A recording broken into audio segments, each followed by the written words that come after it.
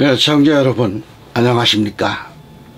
오늘은 요한계시록 3장 1절로 6절 말씀까지 제가 봉독한 다음 말씀을 전합니다. 4대 교회의 천사에게 편지하라. 하나님의 7영과 7별을 가지신 분이 그 일들을 말씀하시느니라. 내가 내 행위를 아나니 내가 살아있다는 이름은 가졌으나 죽었느니라. 깨어있으라. 그리고 남아 있으나 죽어가는 것들에게 힘을 돋구어 주라. 나는 내 행위가 하나님 앞에 온전함을 발견치 못하였노니 그러므로 네가 어떻게 받았으며 또 어떻게 들었는지 기억하고 굳게 지켜 회개하라. 만일 네가 깨어있지 아니하면 내가 도둑같이 네게 임하리니 어느 때에 너희에게 올 것인지 내가 알지 못하리라. 4대에 있으면서 자기들의 옷을 더럽히지 아니한 몇 이름들이 내게 있어. 그들이 흰 옷을 입고 나와 함께 다니리니 이는 그들이 합당한 자들이기 때문이다. 이기는 자는 흰 옷을 입을 것이요 내가 그의 이름을 생명책에서 결코 지우지 아니할 것이며 또 그의 이름을 내 아버지 앞과 그의 천사들 앞에서 시인할 것이니라. 귀 있는 자는 성령께서 교회들에게 말씀하시는 것을 들을지어다. 아멘. 할렐루야. 전국에서 해외에서 오늘도 이 방송을 구독해 주시는 애청자 여러분, 주님의 은혜가 축복이 함께 하시길 기원합니다. 오늘도 은혜의 날이요 기쁜 날입니다. 소망으로 하루의 삶을 계획하시면서 이 말씀을 받기를 바랍니다. 이 시간에 계시록 3장 1절 6절까지 말씀을 주제로 영과 진리로 드리는 예배자의 자세에 대해서, 부제로는 하나님의 7영과 7별을 가지신 이에 대해서 말씀을 선포하면서 은혜를 나누기를 원합니다. 아멘. 아르헨티나 목사 후안 칼로로스 오르티즈가 쓴 제자입니까? 라는 책을 보면 이런 대목이 나옵니다. 하루는 성령께서 목사에게 후안, 너는 지금 교회를 세우는 일을 하는 것이 아니다. 내가 하는 일은 사업이야. 너는 코카콜라 회사가 코카콜라를 파는 것과 똑같은 방식으로 잡지 회사가 책 파는 식으로 너는 복음을 전하고 있다. 너는 학교에서 배운 모든 술수를 쓰고 있다. 도대체 네가 하는 일들 가운데 어디에서 나의 손길을 찾아보겠느냐? 너는 잘하고 있지 않다. 내 생각에 네가 교인 수를 200명에서 600명으로 늘렸다고 해서 잘하고 있다고 생각하고 있지만 그것은 잘하는 것이 아니라 살이 쪄가는 것이다. 너는 전과 조금도 달라지지 않은 교인들을 400명 더 확보했을 뿐이지 누구도 자라나고 있지 않고 그대로다. 전에는 네가 200명의 영적 갓난아이를 거느렸지만 지금은 600명을 거느리고 있는 것뿐이다. 결국 너는 지금 교회가 아니라 고아원을 운영하고 있는 것이다. 영적으로 말해서 그 누구도 아버지가 없다. 너는 교인들의 아버지가 아니라 분주한 고아원의 원장이다. 내가 그들에게 관심을 보이고 있고 운영비를 지급하고 우유병을 챙긴다고 하지만 너와 그 어느 누구도 실제로 그 갓난아기들을 양육하고 있지 않다. 이 말씀을 후안 목사에게만 하신 성령의 소리가 아닙니다. 오늘 우리 한국교회는 어떤가? 이 말씀을 보고 듣는 당신의 교회는 어떠한가? 오늘 여러분, 개개인이 구원의 기쁨을 진실로 안다면, 예수 그리스도와의 만남을 진실로 기뻐한다면 오늘 우리는 어린아이 신앙의 자리에 있으면 안 됩니다. 어린아이는 깊은 깊은 진리의 말씀을 받아들일 수 없습니다. 어린아이일수록 신기한 구경을 좋아합니다. 넘어지고 쓰러지는 것을 좋아하는가요? 어린아이는 우선 입에 들어가는 것을 좋아합니다. 어린아이 앞에 1,000원짜리 지폐와 알사탕을 앞에다가 놓아둔다고 하면 100번 알사탕을 가질 것입니다. 아직도 교회의 일꾼이 되지 못하고 있다는 것은 내가 곧 어린 아이이고 제자의 삶을 살지 못했다는 증거가 아닌가. 이 땅의 교회의 명백한 명맥은 바로 제자의 삶을 사는 자들을 통해서 전해져 내려오고 있습니다. 예수님이 11명의 제자들이 있었기 때문에 이 땅을 가볍게 떠날 수 있었습니다. 사도 바울에게 디모데, 빌레몬, 에바브라 같은 그런 제자들이 있었기 때문에 바울은 이 땅을 떠날 수 있었습니다. 사도 요한도 폴리갑 같은 제자가 있었기 때문에 계시록을 끝까지 기록할 수 있었습니다. 이 땅에 예수님만 평범하게 믿고 있는 어린아이 성도들로서는 하나님의 일을 할 수가 없습니다. 예수를 위해 한 생명 바쳐 죽을 수 있는 그런 제자들의 신앙이 있을 때 교회는 제 역할을 해 나갈 것이며 하나님 나라는 확장될 겁니다. 여러분, 성도 여러분, 각자가 우리 예수님의 제자의 삶을 살아가시기를 우리 주 예수 그리스도 이름으로 축원합니다. 그렇게 되기 원한다면 성경의 말씀을 철저히 배우고 철저히 듣고 철저히 마음에 새기고 철저히 실천하는 삶을 살아가야 돼요. 말씀을 믿지 못하고는, 말씀을 듣지를 못하고는, 하나님 말씀을 알지 못하는 그런 우리가 어린아이 신앙에서 벗어날 수가 없습니다. 우리는 살리는 것은 육이 아니라 영이라고 하는 사실을 잊지 말자 이 말이죠. 그 영은 곧 말씀이라는 사실을 또한 잊지 말아야 됩니다. 요한복음 6장 63절에 살리는 것은 영이니 육은 무익하니라. 내가 너희에게 이르노니, 이르는 말이 영이요 생명이라. 제자들에게 귀에는 그런 주님의 말씀이 영생의 말씀으로 들려온 겁니다. 오늘 말씀을 끝을 맺는다면 오늘 각자의 귀에는 수많은 소리가 들릴 것입니다. 바로 그 귀는 참으로 신기한 지체 중에 하나입니다.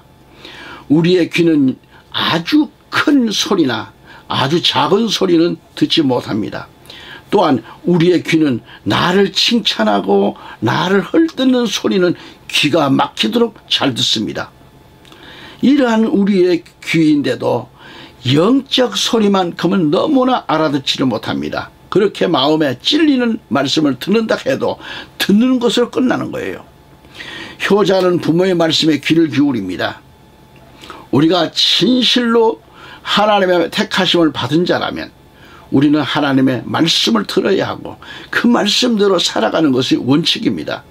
신명기 30장 11절에 내가 오늘 네게 명령하는 이 명령은 네게 가려진 것도 아니고 그리 먼 것도 아니며 그랬습니다.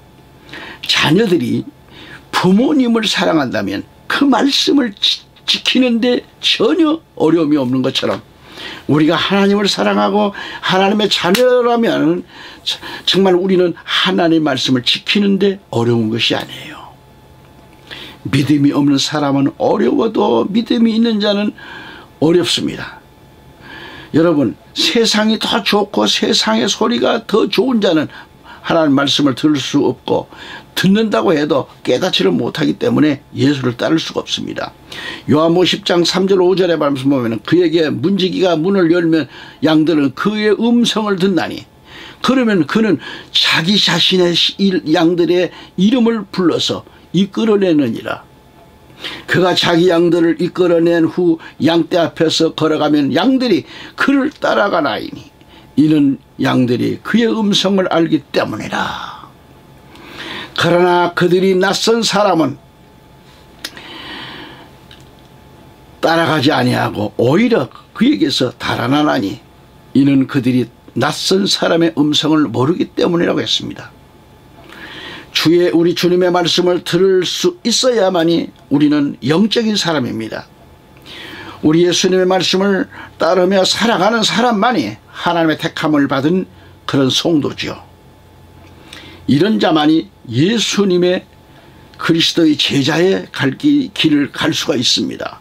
말씀을 듣지 않고 따르지 않고 어떻게 제자로 택함을 받는 그런 자이며 제자의 길을 갈 수 있겠는가?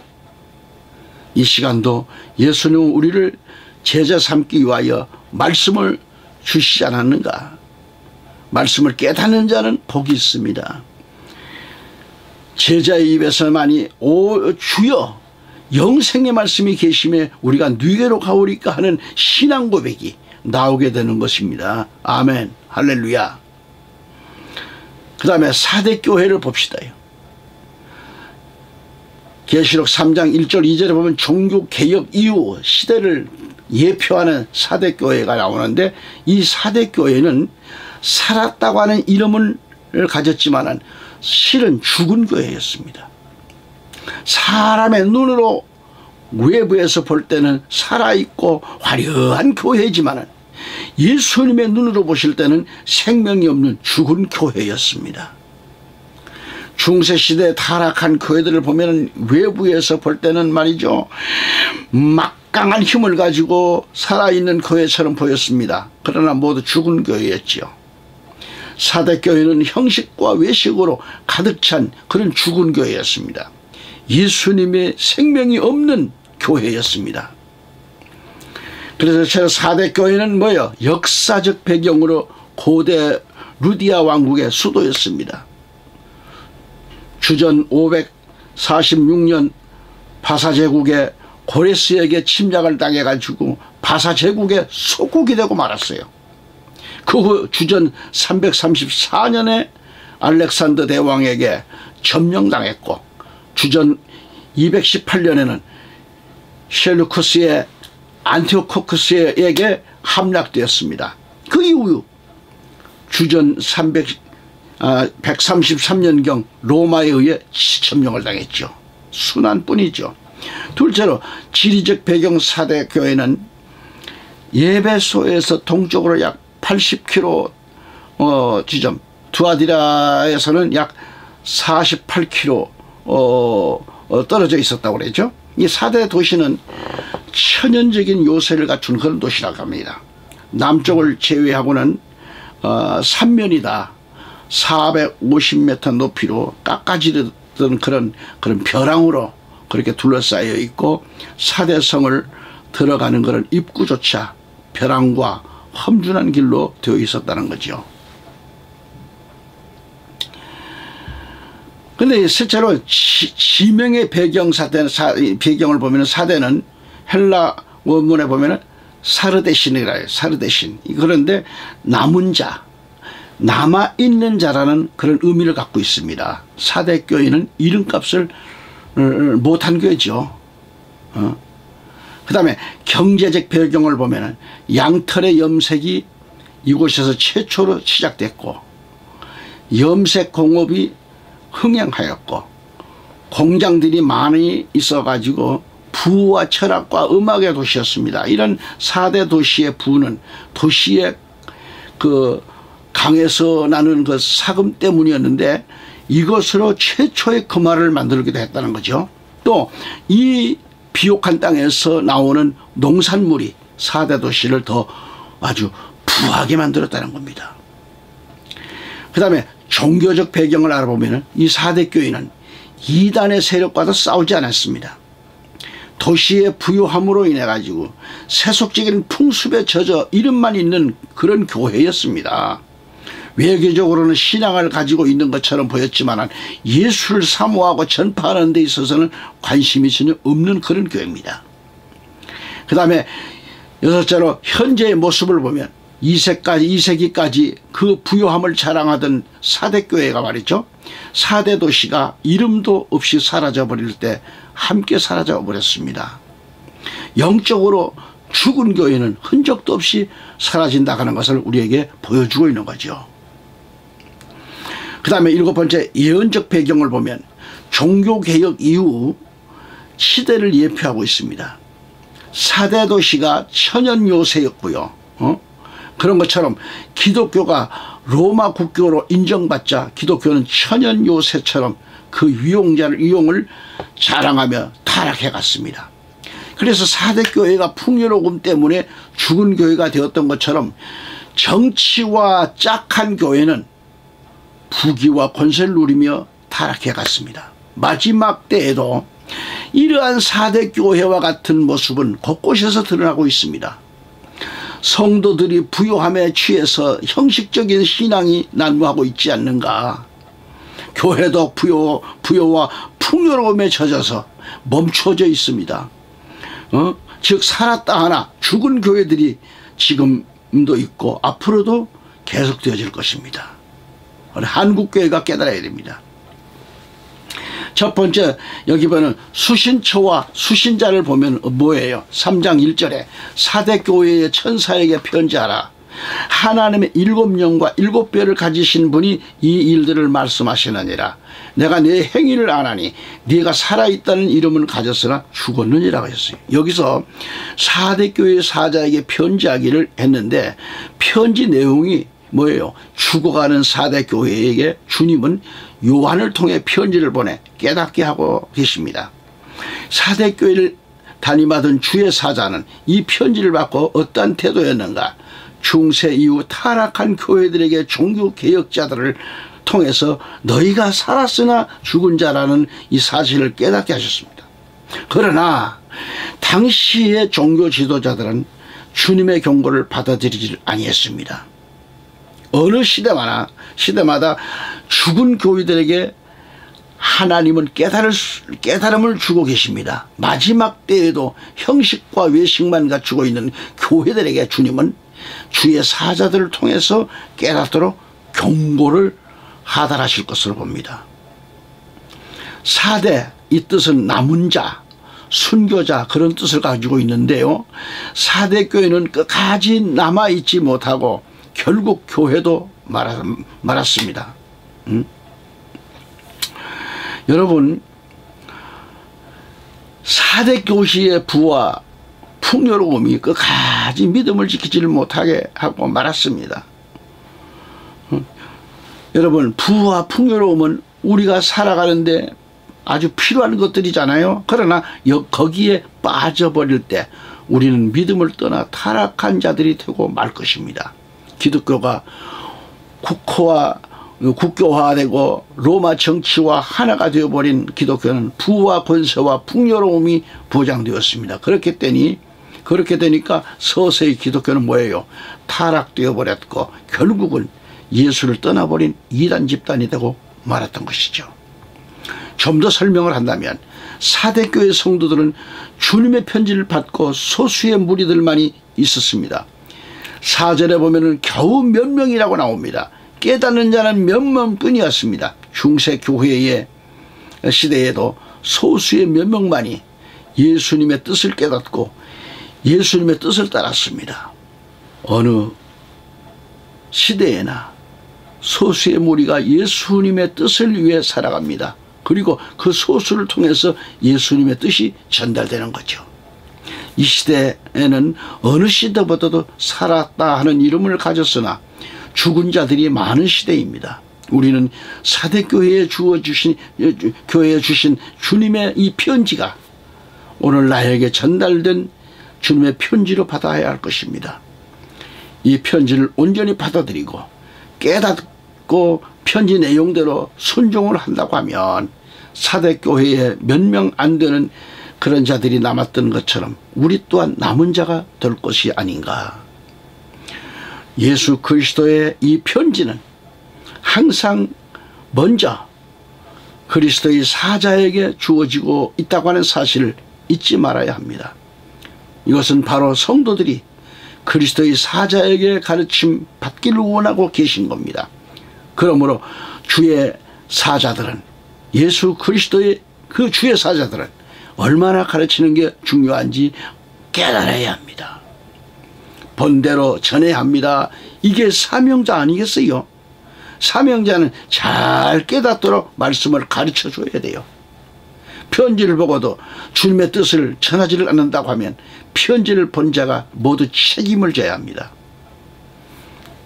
에스겔서 33장 6절 말씀과 보면은 파수꾼이 칼이 임함을 보고도 나팔을 불지 아니하여 백성에게 경고치 아니하므로 그 중에 한 사람이 그 임하는 칼에 제함을 당하면 그는 자기 죄악 중에서 제한 바 되려니와 그 죄를 내가 파수꾼의 손에서 찾으리라 하셨다. 우리 예수님의 하나님의 편지 내용을 아는 자는 이제 혼자만 알고 있어서는 안 됩니다. 누가 한 분이 에스겔서 33장 8절 9절을 읽어보면 주 하나님이 말하노라 내가 살아있거니와 분명히 내 양무리가 약탈물이 되었고 내 양무리가 들의 모든 짐승들에게 먹이가 된 것은 목자가 없으며 또 내 목자들이 그 양무리를 찾지도 않고 자신들만 먹고 내 양무리를 먹이지 아니하기 때문이라. 그러므로 너희 목자들아 주의 말을 들으라 라고 하셨습니다. 여기 말씀을 보신 대로 이 말씀과 같이 우리는 하나님의 말씀을 본대로 들었으면 들은 대로 말씀을 전하는 자가 되어야 됩니다. 요한계시록은 사도 요한이 본 그대로 우리에게 증거된 책입니다. 그래서 계시록 1장 2절에 요한은 하나님의 말씀과 예수 그리스도의 증거와 자기가 본 모든 것을 증거하였느니라고 했습니다. 오늘도 우리는 주님의 말씀 이 편지를 보고 듣고 있습니다. 우리가 가진 성경책이 바로 우리 주님 예수 그리스도의 편지입니다. 사대교회처럼 부와 평화로움의 풍요로움 때문에 그렇게 살면 반드시 죽을 것이라며 하나님의 말씀대로 경고해야 합니다. 이게 하나님의 백성이요 제자요 성도의 기본이요 자세인 겁니다. 우리는 이 시대 사람들에게 주님 우리 예수 그리스도 만왕의 왕 그리스도께서 재림의 그날이 가깝다고 경고해야 합니다. 전해야 합니다. 우리는 이러한 삶을 멈춰서는 안 될 것입니다. 교회에만 왔다 갔다 하는 들락거리는 그런 신앙은 필요가 없습니다. 하나님 말씀에 완전히 사로잡혀서 제자가 되고 하나님의 말씀 마지막 때 들고 나가서 외치다가 주님 앞에 부름받는 그런 성도가 될 때 그가 정말 하늘의 복을 받는 자입니다. 예수님께 인정받는 삶이 될 것입니다. 오늘도 여기서도 말씀을 멈춥니다. 남은 시간까지 또 다음 시간까지 하나님의 은혜와 복이 함께 하시기를 바라면서 건강한 모습으로 다시 뵙기를 원합니다. 감사합니다.